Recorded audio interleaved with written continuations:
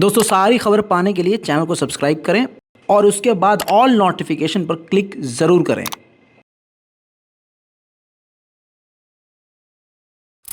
वादे के मुताबिक पार्ट 2 वॉर अपडेट का लेके आया हूं। ध्यान से इस रिपोर्ट को समझ लिए और सुन लीजिए। दोस्तों इस रिपोर्ट की बड़ी खबर ये आ रही है कि रमज़ान कादिरोव, ये देखिए रमज़ान कादिरोव के पास खुद मिलने के लिए रूस के सीनियर अधिकारी गए हैं। जी हाँ, बड़े बड़े जो मिनिस्टर्स हैं वो सब खुद बड़े खुशी से, आप देख रहे हैं डिप्टी प्राइम मिनिस्टर यूरी तेरेनेव भी, जी हाँ, जो रूस के हैं डिप्टी प्राइम मिनिस्टर, और deputy head of the presidential administration जो रूस के हैं वो भी वहाँ पहुँचे हैं। और आपको बताऊं कि चेचनिया मिलिट्री के साथ उन्होंने पूरी मुलाकात करी है और कहा यह जा रहा है कि रूस की जो ये सीनियर अधिकारियों की डेलीगेशन गई है रमज़ान कादिरोव से, वो कुछ नए प्लान को सुनने और समझने और नए प्लान को बताने के लिए गई है। क्योंकि कहा यह जा रहा है कि आने वाले समय में कुछ ही दिनों में रूस कुछ बड़ा कर सकता है यूक्रेन के खिलाफ, और रमज़ान कादिरोव इस जंग के सबसे खतरनाक चेहरों में से एक माने जा रहे हैं। उधर रूस के पूर्व राष्ट्रपति दिमित्री ने क्लियर कह दिया है कि हमारे पास न्यूक्लियर बम है और हमारे पास ज़्यादा न्यूक्लियर बम है, इसी वजह से वेस्ट की कंट्रीज़ अभी रुकी हुई हैं, वरना अब तक हम पर हमला कर चुके होते ये सब। उधर रशिया के फाइनेंस मिनिस्टर ने कह दिया है कि रूस पर जो पाबंदी लगी है इससे सिर्फ अमेरिका को फ़ायदा हो रहा है, बल्कि उल्टा इससे नुकसान सभी देशों का हो रहा है, यूरोप का ज़्यादा नुकसान हो रहा है। इस जंग से आप जानते हैं दोस्तों, यह हकीकत है, सबसे ज़्यादा हथियारों की बिक्री अमेरिका की हो रही है। और तो और जो पाबंदी लगाई गई है अमेरिका के द्वारा, यूरोप के द्वारा, उल्टा अब सभी देश अमेरिका पर निर्भर हो रहे हैं। उधर यूक्रेन ने मांग करी है कि यूनाइटेड नेशन से, उनके ग्रुप से रूस को निकाल दिया जाए। उधर दोस्तों रूस के नोवोसिबिर्स्क के इलाके में रूस के एक वेयरहाउस में खतरनाक आग लग गई। आग की वजह हमेशा की तरह रूस ने छुपाई, लेकिन जाहिर सी बात है ये ड्रोन हमला ही नजर आ रहा है।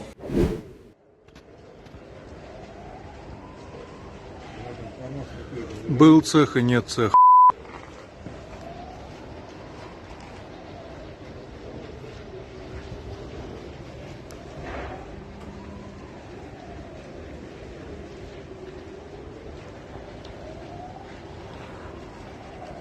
उधर रूस के मिलिट्री चीफ ने बड़ा दावा किया है। रूस के मिलिट्री चीफ ने कहा है कि हमारे पास सबूत मौजूद है कि बायोलॉजिकल वेपन का जो मूवमेंट यूक्रेन में अमेरिका कर रहा था वो सारा रिकॉर्ड हमारे पास मौजूद है। अब रूस ने नई हाइपरसोनिक लॉन्ग रेंज मिसाइल अपने सैनिकों को, अपने नए सैनिकों को देना शुरू कर दिया है। इस रिपोर्ट से खुलासा हुआ है, जिसके बाद यूक्रेन सहमा सहमा सा नजर आ रहा है।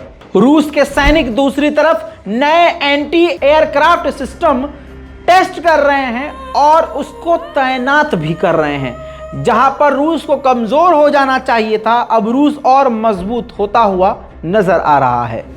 स्वीडन और फिनलैंड 2023 में नेटो को ज्वाइन कर लेंगे, नेटो के चीफ ने इस बात को कह दिया है, जिस पर रशिया पूरी तरह से अलर्ट पर है, क्योंकि नेटो जैसे ही मजबूत होगा रूस पर हमला नेटो कर सकता है, ऐसे आशंकाएं लगाई जा रही हैं। इतना ही नहीं, रूस के करामातोस के इलाके पर यूक्रेन ने बड़ा हमला किया है।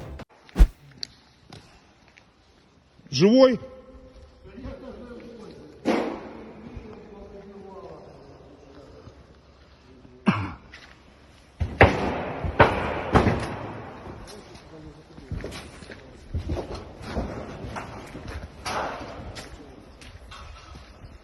Так это сюда 3 прилета было, да? यूक्रेन के एयरफोर्स के कमांडर ने कहा है कि रूस के लिए कीव, यूक्रेन का कीव प्रायोरिटी पर है, यानी रेड लाइन पर है, सबसे पहले वही हमला करता है, टारगेट पर सबसे ऊपर कीव है। अब आपको एक खास रिपोर्ट दिखाता हूं, इस ग्राफिक्स के जरिए समझिए और मेरी आवाज पर ध्यान दीजिए।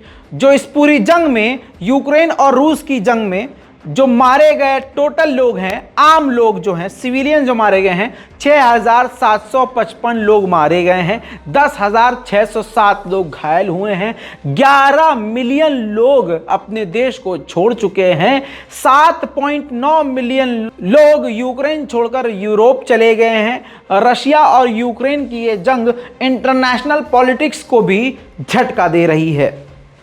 दोस्तों, मैं जंग के खिलाफ हूं, मजा आपको आता होगा वॉर अपडेट में। जरा सोच के देखिए, अगर ये सिर्फ सैनिकों के बीच हो तो बात अलग है, लेकिन आप जरा सोच के देखिए, हजारों लाखों लोग बेघर हैं, उन बेचारों का क्या कसूर। धर्म का चश्मा किनारे रख दीजिए, इंसान के नज़र से सोचिए कि ठंड हो रही है ना भारत में, पाकिस्तान में, जहाँ से भी आप मेरी वीडियो देख रहे हैं, सोचिए कितनी ठंड है। इस ठंड में आप रज़ाई में बैठे हैं, अच्छे मोटे खासे कपड़े पहने हैं, सुकून से हैं, हीटर जल रहा है, आप सुकून से बैठे हैं, खाने की दिक्कत नहीं, पानी की दिक्कत नहीं। लेकिन ज़रा सोच के देखिए, हैं तो वो भी इंसान, चाहे रूसी हो चाहे यूक्रेन के हों, कितनी मुसीबत में होंगे। 11 मिलियन लोग रूस और यूक्रेन के बेघर हैं यार, ये बहुत गलत है। तो मैं यही कहूँगा कि जितनी जल्द हो सके इस जंग को ख़त्म हो जाना चाहिए। ज़ेलेंस्की ने यह भी बताया है कि डोनबास के इलाके में रूस अपनी पूरी फोर्स का इस्तेमाल कर रहा है, पूरी ताकत का इस्तेमाल कर रहा है, जिसकी वजह से डोनबास के इलाके में काफ़ी ख़तरा और काफ़ी बुरी कंडीशन है। उधर रूस के अंदर वेगा शॉपिंग सेंटर है, वेगा शॉपिंग सेंटर का नाम है, वहाँ भी आग लग गई। रीज़न रूस ने नहीं बताया, लेकिन देखिए।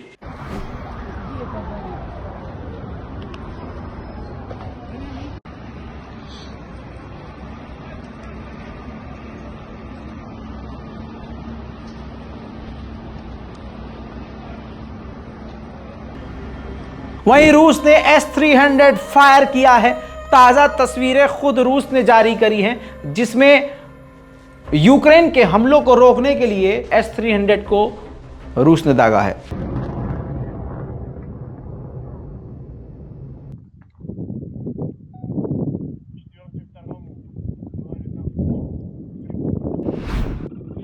इतना ही नहीं, मल्टीपल रॉकेट लॉन्चर से यूक्रेन पर धावा भी बोला।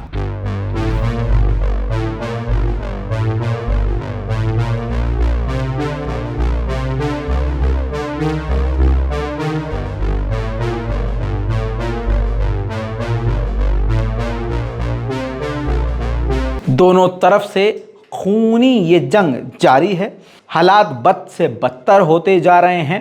इस जंग को बस अब शायद परवरदिगार ही रोक सकता है, और आपकी दुआएं। हमारी तो यही कोशिश है, दुआ है कि ये जंग ख़त्म हो तो ज़्यादा बेहतर है। मैं हूँ रज़ा और आप देख रहे हैं रज़ाग्राफ़ी। जय हिंद।